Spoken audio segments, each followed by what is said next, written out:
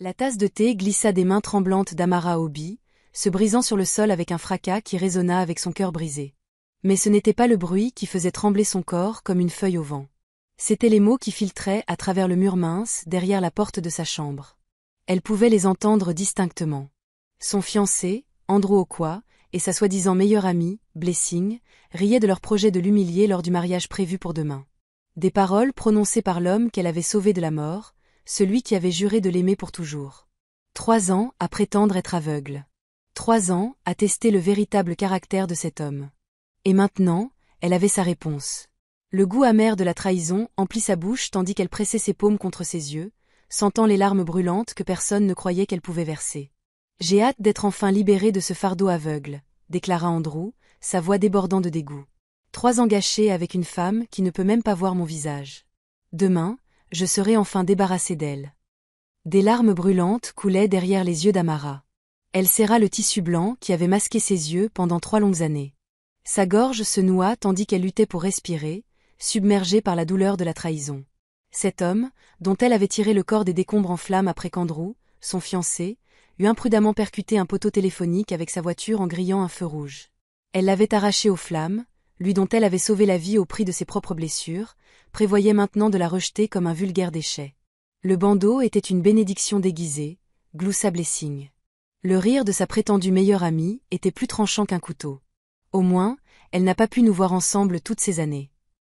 Les jambes d'Amara cédèrent, et elle s'effondra au sol parmi les éclats de porcelaine. Chaque respiration lui donnait l'impression d'avaler du verre brisé. Ses doigts s'enfoncèrent dans la chair tendre de ses paumes, jusqu'à ce que de minuscules croissants de sang apparaissent. « Pauvre Amara, aveugle et inutile », poursuivit Andrew, sa voix teintée de moquerie. « Demain, quand elle remontera l'allée dans cette tenue ridicule que j'ai préparée au lieu de sa robe de mariée, tout le monde rira.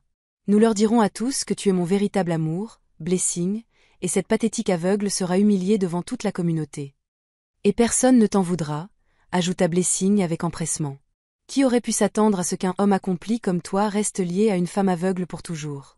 C'était déjà bien généreux de ta part de rester avec elle aussi longtemps. Généreux? Railla Andrew. C'était de la pitié et de la culpabilité, rien de plus. Amara pressa sa paume contre sa bouche pour étouffer ses sanglots. Il y a 3 ans, lorsqu'Andrew avait eu cet accident de voiture après avoir grillé un feu rouge, elle avait rampé à travers des éclats de verre et des flammes pour le sauver. La fumée avait gravement endommagé ses yeux, nécessitant des mois de traitement douloureux à l'hôpital de son oncle. Andrew ignorait que sa vue était revenue après de multiples opérations. Sa puissante famille lui avait alors suggéré un test. Continuer à porter le bandeau pour voir si Andrew l'aimait vraiment pour elle-même, et non pour la richesse ou le nom de sa famille. Maintenant, elle avait sa réponse. Et c'était comme mourir. « As-tu vu sa mère hier ?» La voix d'Andrew se réduisit à un murmure, qu'Amara s'efforçait d'entendre. Habillée comme une simple marchande, et son père, qui travaille soi-disant comme agent de sécurité quelque part. Une famille tellement pathétique. Encore des rires, encore des couteaux plantés dans son cœur. Si seulement il savait. Si seulement il pouvait voir que l'apparence de marchande de sa mère était un déguisement soigneusement orchestré, que son père, le magnate du pétrole le plus riche du pays, avait observé dans l'ombre le véritable caractère d'Andrew se dévoiler. Les doigts d'Amara trouvèrent le bord de son bandeau, le soulevant juste assez pour essuyer ses larmes de ses mains tremblantes. Pendant 3 ans, elle avait choisi de vivre dans l'obscurité, se cognant contre les meubles, se laissant guider par le bras d'autrui, endurant les regards compatissants et les commentaires chuchotés, tout cela pour tester l'homme qu'elle pensait aimer. Demain ne peut pas arriver assez tôt, poursuivit Andrew, sa voix s'affaiblissant alors que Blessing et lui s'éloignaient du mur. Imagine son visage quand elle réalisera qu'elle a été remplacée. Amara se releva sur des jambes tremblantes et se dirigea vers le petit miroir de sa modeste chambre, dans la résidence familiale des Okwa. Elle retira complètement le bandeau, clignant des yeux tandis que sa vision parfaitement rétablie s'adaptait à la faible lumière du soir. Son reflet révélait une belle jeune femme aux yeux clairs et expressifs, rougis par les pleurs. Des yeux soudain durcis par une détermination nouvelle. « Ce ne sera pas un mariage », murmura-t-elle, sa voix chargée d'émotion. Ce jour-là, la vérité éclatera. Ce soir-là, alors que la maisonnée s'apaisait enfin après les préparatifs frénétiques du mariage, le cœur d'Amara battait à tout rompre lorsqu'elle se glissa hors de l'enceinte. Pour la première fois, elle laissa son bandeau derrière elle, sentant l'air frais de la nuit caresser son visage sans entrave. Cette liberté était à la fois terrifiante et exaltante. Elle avait besoin de visiter le marché une dernière fois, non pas en tant que fiancée aveugle d'Andrew Okwa, mais en tant qu'elle-même. Le marché du soir grouillait encore d'acheteurs tardifs, l'air chargé des riches odeurs de viande rôtie et d'épices. Les lanternes projetaient une douce lueur sur les étals, tandis que les vendeurs annonçaient leurs dernières offres de la journée. Amara effleura les tissus d'un étal, savourant la possibilité de voir leurs couleurs vibrantes, rouge, or et bleu profond, qui lui avaient été refusées lorsqu'elle jouait le rôle d'une femme aveugle. Elle acheta un petit collier de perles de corail véritable, un modeste symbole de son véritable statut qu'elle révélerait au moment opportun. Une si jolie dame ne devrait pas faire ses courses seule la nuit, lança une voix rauque derrière elle. Amara se retourna et se retrouva face à 3 hommes qui lui barraient le passage, leur regard parcourant son corps d'une manière qui lui donna la chair de poule. « Laissez-moi passer, dit-elle, s'efforçant de garder une voix ferme. D'abord, payez-nous un verre, insista l'un des hommes en lui saisissant le poignet avec une force douloureuse. Les jolies filles comme vous doivent avoir de l'argent. Amara tenta de se dégager, mais son étreinte se resserra. La peur la submergea. Habituée à être ignorée en tant que femme aveugle, elle avait oublié les dangers auxquels une femme seule pouvait être confrontée. La dame vous a demandé de la laisser partir. Une voix grave trancha sa panique comme une bouée de sauvetage. Les agresseurs se tournèrent vers un homme grand, vêtu d'un costume impeccablement taillé. Même dans la lumière déclinante, sa présence imposait le respect. Ses épaules étaient carrées, sa mâchoire crispée d'une manière qui n'admettait aucune discussion. « Occupe-toi de tes affaires », commença le meneur des agresseurs. Mais quelque chose dans les yeux du nouveau venu le fit hésiter. « La dame est mon affaire, maintenant », déclara l'homme d'un ton sans appel. « Partez. » Les hommes évaluèrent leurs chances, puis reculèrent lentement en marmonnant des jurons. Amara se frotta le poignet, où des marques rouges commençaient à apparaître. « Merci », murmura-t-elle, retenant les larmes qui menaçaient de couler, non pas de peur, mais sous le poids émotionnel de cette journée qui l'écrasait. « Êtes-vous blessé ?» demanda l'homme, sa voix s'adoucissant d'une pointe d'inquiétude. « Pas à cause d'eux », répondit Amara avec honnêteté, incapable de retenir une larme qui glissa sur sa joue. L'homme l'observa avec un regard empreint de douceur. « Je suis Michael Oliver », se présenta-t-il. « Puis-je vous raccompagner chez vous, en toute sécurité ?» Le nom frappa Amara immédiatement. La famille Oliver possédait l'une des plus grandes entreprises de télécommunications du pays. Cet homme était l'héritier d'une fortune rivalisant avec celle de sa propre famille. « Je suis Amara », répondit-elle, omettant délibérément son nom de famille. Puis, à sa propre surprise, elle ajouta « Et je ne veux pas rentrer chez moi. Pas ce soir. » L'expression de Michael trahissait plus de curiosité que de jugement. Était-ce sa gentillesse, après tant de cruauté, qui la bouleversait? Ou était-ce simplement qu'Amara avait atteint son point de rupture? Quoi qu'il en soit, quelque chose en elle céda. Les larmes coulèrent à flots, son corps secoué par des sanglots qu'elle avait retenus pendant des heures. « Je suis censée me marier demain », parvint-elle à articuler entre 2 respirations laborieuses. « Mais je viens d'apprendre que mon fiancé et ma meilleure amie prévoient de m'humilier lors de mon propre mariage. » Michael la guida doucement vers un banc isolé, à l'abri des regards indiscrets. « Prends ton temps, » dit-il en lui tendant un mouchoir propre. « Mon fiancé pense que je suis aveugle, » poursuivit Amara en essuyant ses larmes. « J'ai été blessée en le sauvant d'un accident de voiture il y a 3 ans. La fumée a endommagé mes yeux, mais j'ai retrouvé la vue après de nombreuses opérations. Ma famille m'a suggéré de continuer à porter le bandeau pour tester son caractère. » Elle leva les yeux vers Michael, s'attendant à de l'incrédulité face à son histoire singulière, mais ne trouva qu'une écoute attentive. « Aujourd'hui, je l'ai surpris avec ma soi-disant meilleure amie. Ils ont une liaison dans mon dos. Ils prévoient de me remplacer à mon propre mariage pour m'humilier devant tout le monde. » Sa voix se brisa sur ces derniers mots, la douleur encore vive et cuisante. La mâchoire de Michael se contracta, un muscle tressaillant sur sa joue. « Un homme qui ferait une chose pareille n'est pas un homme, » dit-il d'une voix basse et intense. « Il ne mérite pas tes larmes. »« Amara, je lui ai donné 3 ans de ma vie, » murmura-t-elle.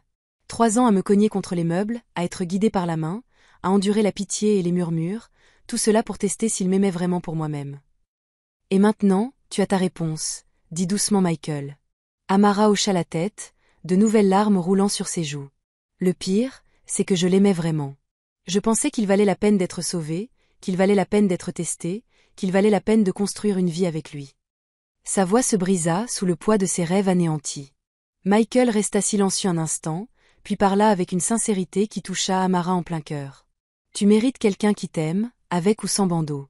Quelqu'un qui voit ta valeur dans ton cœur, pas dans tes capacités ou tes handicaps. Ces mots enveloppèrent le cœur blessé d'Amara comme un baume apaisant. C'est une belle pensée, mais pour l'instant, tout ce que je veux, c'est justice. Je veux qu'ils ressentent la même humiliation qu'ils ont prévue pour moi. Que vas-tu faire? Demanda Michael. Amara redressa les épaules, puisant sa force dans sa douleur. Je vais aller jusqu'au bout du mariage. Je les laisserai croire que leur plan fonctionne. Et quand le moment viendra, je révélerai tout. Tu les affronteras seul. Il y avait de l'inquiétude dans la voix de Michael. Une idée folle, peut-être désespérée, germa dans l'esprit d'Amara. Pas si tu m'aides. Moi? Michael parut surpris. Viens à mon mariage demain, dit Amara, son plan se cristallisant à mesure qu'elle parlait. Lorsqu'ils essaieront de me remplacer par Blessing, avance et fait semblant d'être un riche prétendant qui veut m'épouser. Plutôt que de rejeter sa demande extravagante, Michael y réfléchit posément. Tu veux leur montrer ce qu'ils perdent. Je veux leur apprendre que le vrai caractère ne se mesure pas dans la manière dont on traite ceux qui peuvent nous être utiles, mais dans la manière dont on traite ceux qu'on croit inutiles, répondit Amara, faisant écho aux valeurs que son père lui avait inculquées dès l'enfance. Michael lui tendit la main. Ce serait un honneur pour moi d'être à tes côtés demain, Amara. Ensemble, nous leur offrirons un jour de jugement qu'ils n'oublieront jamais. Lorsque leurs mains se rencontrèrent, une étincelle de connexion passa entre eux, coupant le souffle à Amara. Pour la première fois depuis qu'elle avait entendu les paroles cruelles d'Andrew, elle ressentit autre chose que de la douleur. Une lueur d'espoir, peut-être, ou le début de quelque chose de nouveau. Cette nuit-là, alors qu'elle se glissait discrètement dans la propriété des Oquois et remettait soigneusement son bandeau, les larmes d'Amara avaient séché. À leur place, une détermination d'acier s'était installée. Demain serait bel et bien un jour de mariage, mais pas celui qu'Andrew et Blessing attendaient. L'aube se leva sur la propriété des Oquois, baignant la cour d'une lumière dorée. Devant la fenêtre d'Amara, des femmes chantaient des chants de mariage traditionnels, tout en disposant des chaises et des auvents dans la cour. Le doux parfum du riz jollof et des viandes grillées flottait dans l'air, se mêlant à l'odeur terreuse des fleurs fraîches qui ornaient chaque surface. Dans sa petite chambre, Amara était assise, immobile, au bord de son lit. Le bandeau blanc serré dans ses mains tremblantes. Ce jour était censé être le plus beau de sa vie. Au lieu de cela, son cœur pesait comme une pierre dans sa poitrine, alourdi par le poids de la trahison.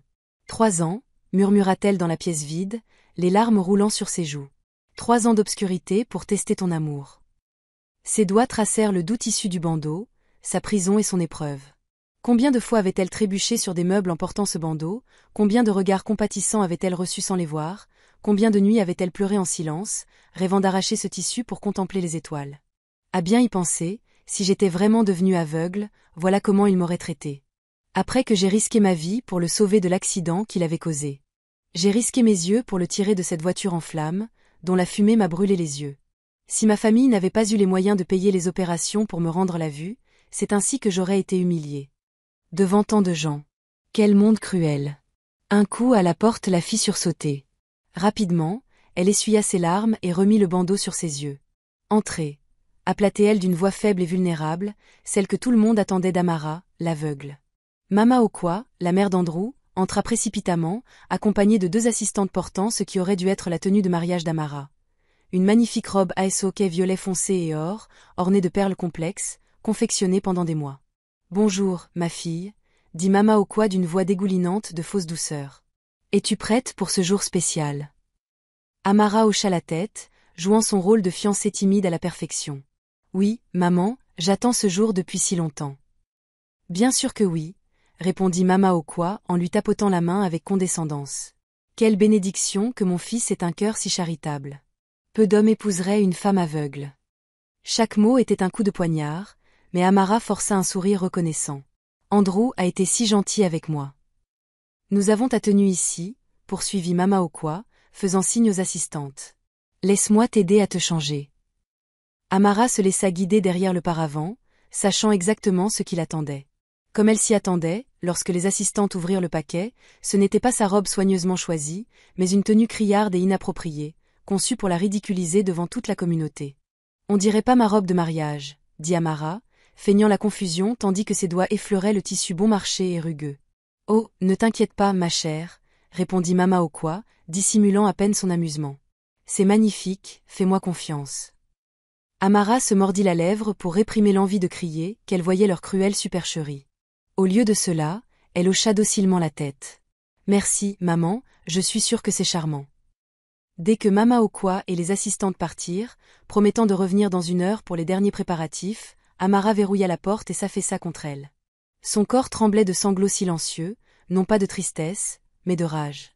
Une fureur brûlante consumait ses larmes. « Pas aujourd'hui », murmura-t-elle farouchement. « Vous ne m'humilierez pas aujourd'hui. » Dessous son matelas, elle sortit son téléphone, un secret qu'elle avait gardé caché pendant 3 ans. Les doigts tremblants, elle tapa un message au numéro enregistré simplement sous le nom des « oncles ». Tout se passe comme nous le soupçonnions.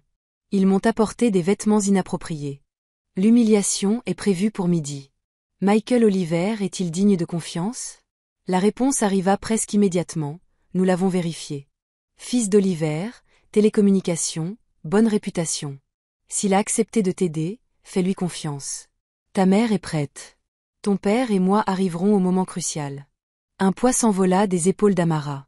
Sa famille la soutenait, comme toujours.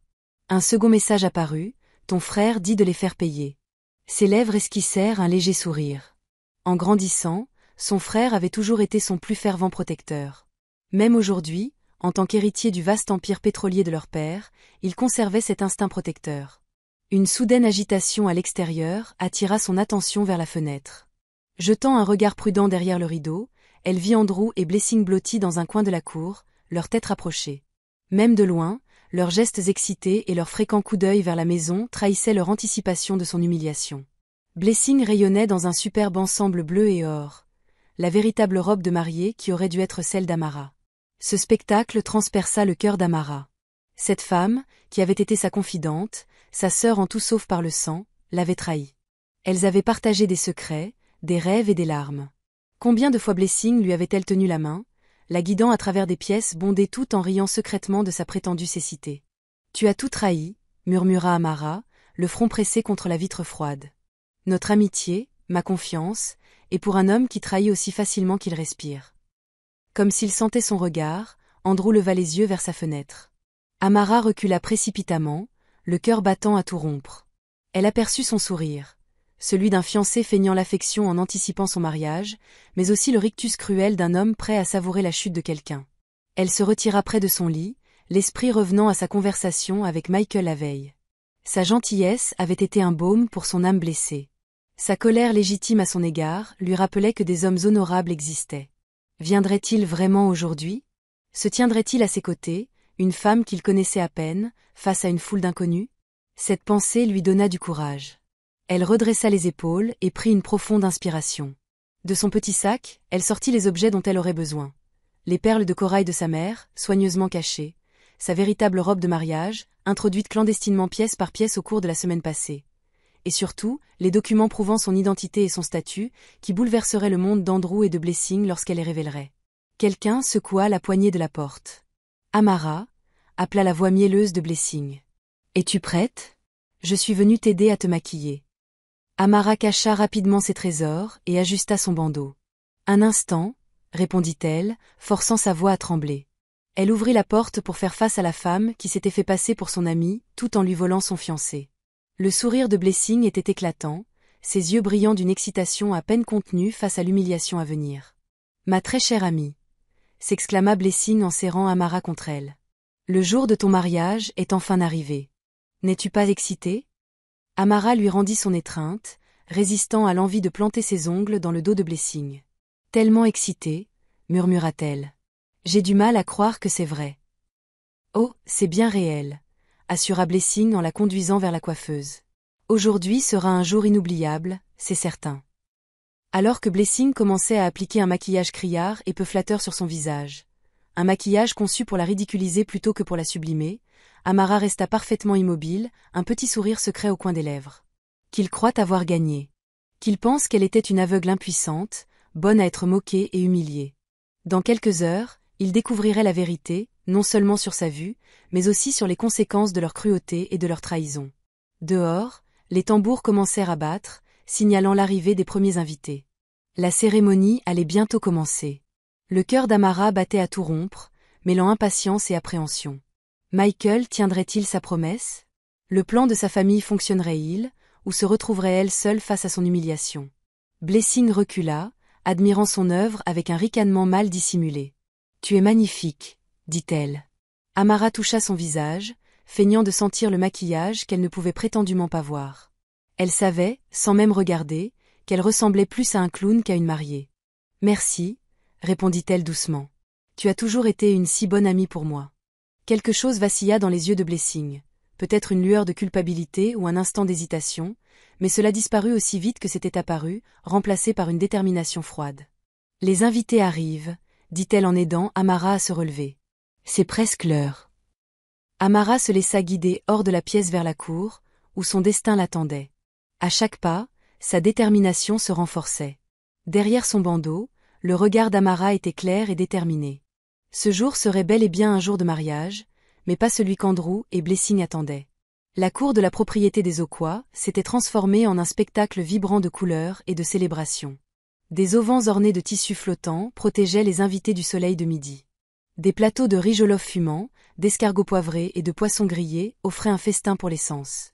L'air vibrait au rythme des tambours parlants et des exclamations joyeuses des femmes vêtues de tissus Ankara assortis. Au milieu de cette scène éclatante, Amara fut conduite comme un agneau sacrificiel.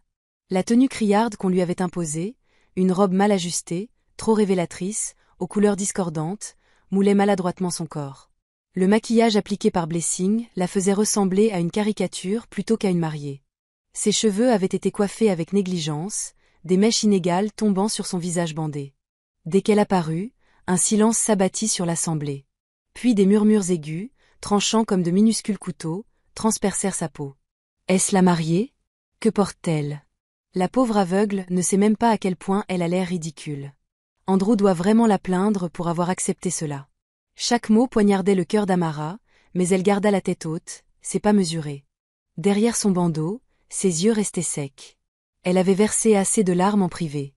Elle ne leur donnerait pas la satisfaction de la voir se briser. Mama, Auquois la guida au centre de l'assemblée, où Andrew l'attendait. Sa main, lorsqu'elle la prit, était froide et molle dans la sienne. Amara sentit son amusement à peine contenu. On pouvait presque deviner le sourire narquois sur son visage, tandis qu'il examinait son apparence. « Ma belle mariée », annonça-t-il d'une voix forte, teintée d'une moquerie qu'elle seule pouvait percevoir. N'est-elle pas une vision en ce jour si spécial? Des murmures gênés parcoururent la foule. Même ceux qui ignoraient la vérité sentaient que quelque chose n'allait pas.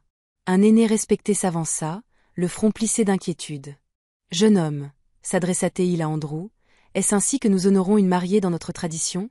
Où est sa véritable tenue? » Andrew serra la main d'Amara à lui faire mal. L'aînée, ma mariée a choisi cette tenue elle-même. Dans son état, elle ne peut pas voir à quoi elle ressemble. Devrais-je lui refuser ses choix simplement parce qu'ils sont inhabituels? Le mensonge était si flagrant, si cruel, qu'Amara dut se mordre la langue pour ne pas le dénoncer sur le champ. Pas encore, se rappela-t-elle. Pas avant que tout le monde ne découvre sa véritable nature. Je pensais que tu serais content, dit doucement Amara, jouant son rôle à la perfection. J'ai demandé à Blessing de m'aider à être belle pour toi aujourd'hui. À la mention du nom de Blessing, plusieurs têtes se tournèrent vers la femme qui se tenait légèrement à l'écart, resplendissante dans son ensemble bleu et or. La robe qui aurait dû être celle d'Amara. Andrew s'éclaircit la gorge. En parlant de Blessing, dit-il, sa voix soudain ferme et confiante, j'ai quelque chose à vous dire à tous. Il lâcha la main d'Amara et s'éloigna d'elle, la laissant seule au centre de l'assemblée, comme une enfant abandonnée. Cet isolement soudain fit trembler ses doigts, et pendant un instant, une réelle vulnérabilité perça sa façade soigneusement construite. « Amis et famille, proclama Andrew, j'ai essayé d'être un homme honorable. Quand Amara a été aveuglée en me sauvant de cet accident il y a 3 ans, je me suis senti responsable. Je suis resté à ses côtés par devoir et par compassion. » Des murmures d'approbation parcoururent la foule. Amara sentit leur regard sur elle, plein de pitié et de condescendance. Mais peut-on vraiment attendre d'un homme qu'il s'attache pour toujours à une femme qui ne peut pas voir son visage, qui ne peut pas prendre soin d'elle-même, et encore moins d'un foyer ou d'enfants? Poursuivit-il. Des exclamations de surprise se mêlèrent à des hochements de tête approbateurs. Les mains d'Amara se crispèrent en poing à ses côtés, ses ongles s'enfonçant en demi-lune dans ses paumes. Un homme a besoin d'une femme entière à ses côtés, déclara Andrew, sa voix gagnant en assurance à chaque mot. Une femme qui peut le soutenir, et non le charger. Il désigna Blessing, qui s'avança avec un sourire triomphant. Blessing a été à mes côtés tout au long de ces années difficiles. Elle m'a montré ce que peut être un véritable partenariat. Amara vacilla légèrement sur ses pieds, le poids de l'humiliation publique s'abattant sur elle. Elle s'était préparée à ce moment, savait qu'il allait arriver. Pourtant, la réalité était d'une cruauté à couper le souffle. Alors, je vous le demande à tous, proclama Andrew, sa voix s'élevant avec une théâtralité calculée. Qui devrait se tenir à mes côtés aujourd'hui? Cette femme aveugle et inutile qui ne sait même pas s'habiller correctement? Il pointa Amara du doigt.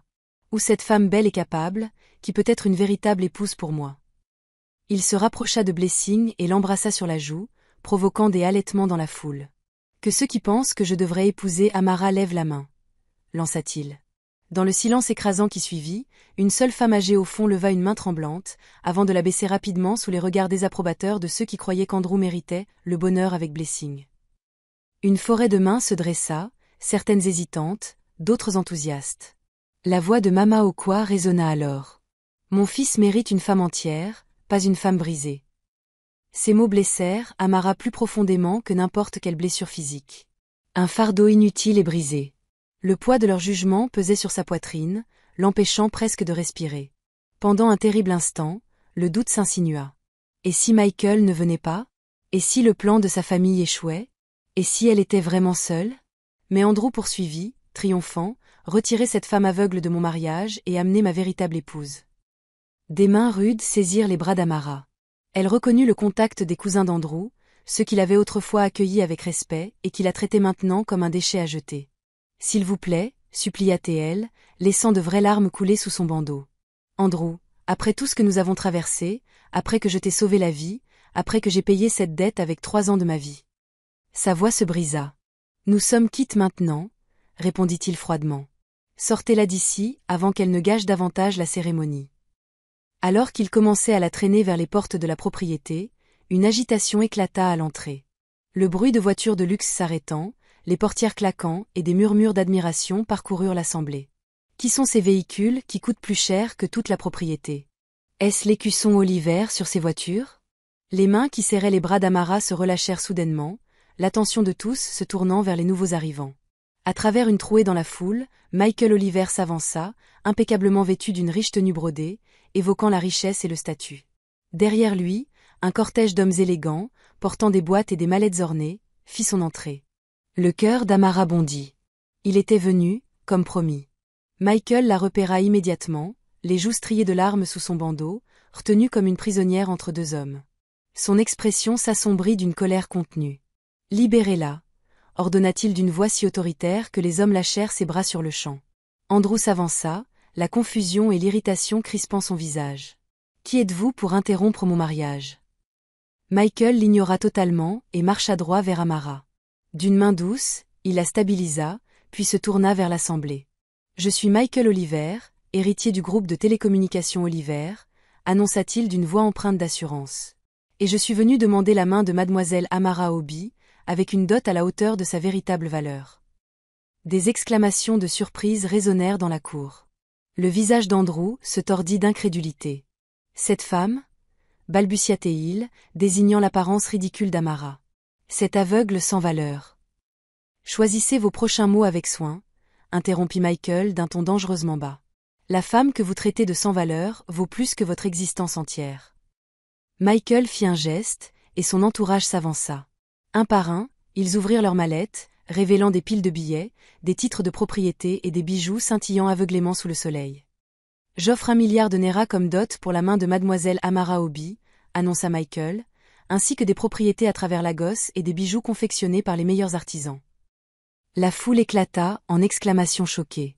Mama Okwa resta bouche bée, frappée d'incrédulité. Blessing serrait les bras d'Andrew si fort que ses jointures blanchirent.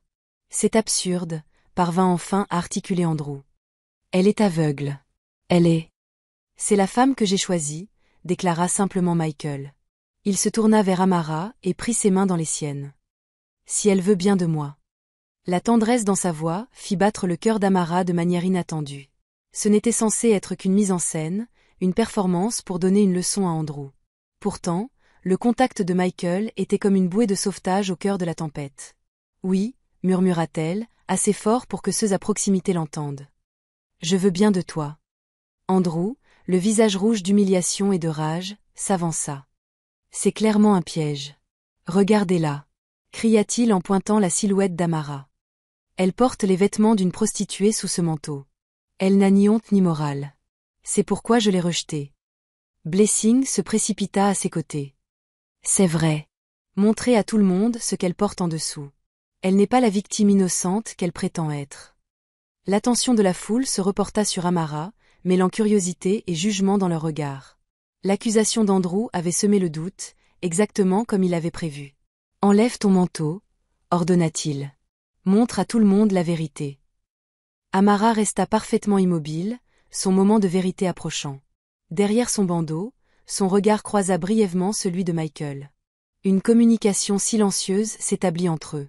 Très bien, dit-elle calmement, ses mains se dirigeant vers les boutons de son manteau. Que tout le monde voie la vérité. La cour retint son souffle tandis que les doigts d'Amara défaisaient le dernier bouton.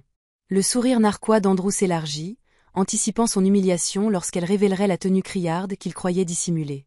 Les yeux de Blessing brillaient d'un triomphe malveillant. Montre à tous quel genre de femme tu es vraiment, railla Andrew. À travers l'assemblée silencieuse, Amara retira lentement le manteau de ses épaules. Un halètement collectif s'éleva, mais pas pour la raison qu'Andrew avait prévue. Au lieu de la tenue criarde et inappropriée qu'on lui avait imposée, Amara resplendissait dans une magnifique robe traditionnelle. Un aeshoké bordeaux et or, richement brodé, épousait sa silhouette avec dignité et grâce. Les perles complexes capturaient la lumière du soleil, projetant des prismes scintillants à travers la cour. Andrew balbutia, son visage se vidant de ses couleurs. Ce n'est pas ce qu'on t'a donné à porter. Mama Okwa s'avança, les yeux écarquillés de stupeur. Impossible. J'ai vu ce qu'elle portait. As-tu vu ce que tu attendais? Demanda Amara doucement, sa voix résonnant dans le silence stupéfait. Ou as-tu vu ce que tu croyais voir? Une femme aveugle incapable de déceler votre cruauté?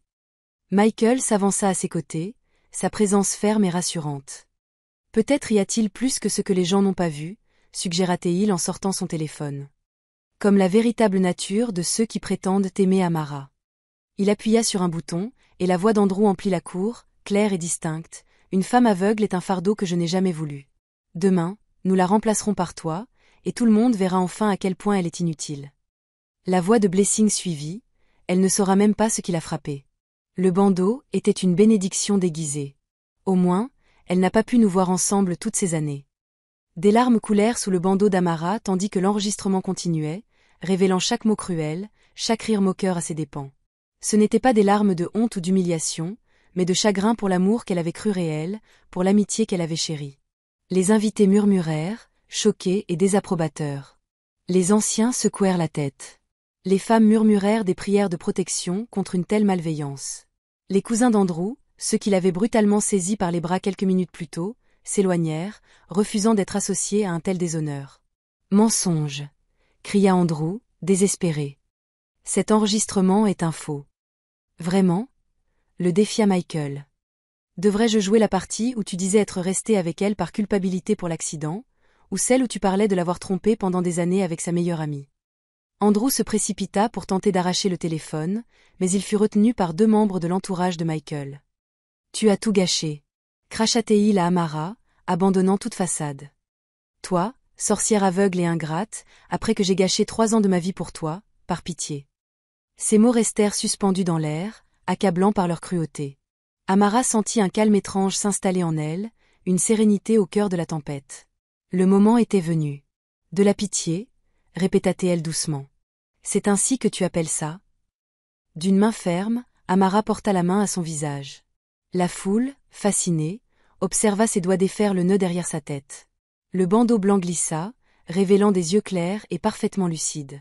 Elle cligna des yeux sous la lumière du soleil, son regard balayant délibérément l'assemblée avant de se fixer sur le visage figé d'Andrew. Je ne suis pas aveugle, Andrew, déclara-t-elle d'une voix ferme, malgré les larmes encore humides sur ses joues. Je ne suis plus aveugle depuis presque 3 ans. La cour éclata en exclamations choquées. Mama Okwa porta une main à sa poitrine, comme si elle suffoquait. La bouche de Blessing s'ouvrait et se fermait, semblable à celle d'un poisson hors de l'eau. Il y a 3 ans, poursuivit Amara, s'adressant à toute l'assemblée, j'ai tiré Andrew d'une voiture en flammes après qu'il a grillé un feu rouge et causé un accident. La fumée a gravement endommagé mes yeux. J'ai subi plusieurs opérations à l'hôpital universitaire, sous les soins de mon oncle. Elle marqua une pause, laissant ces mots s'imprimer dans les esprits. J'ai retrouvé la vue après 6 mois de traitement, mais ma famille m'a suggéré de continuer à porter le bandeau pour voir si l'homme que j'aimais m'aimait vraiment pour moi-même, et non pour ce que je pouvais voir ou faire pour lui. Elle se tourna vers Andrew, le regardant droit dans les yeux pour la première fois sans la barrière du bandeau. Pendant 3 ans, j'ai trébuché sur des meubles. J'ai enduré les regards compatissants et les murmures. Je me suis appuyée sur la gentillesse des autres pour les tâches les plus simples. Tout cela pour tester ton caractère, Andrew. Tout cela pour savoir si ton amour était sincère. Sa voix se brisa légèrement. Et aujourd'hui, j'ai ma réponse.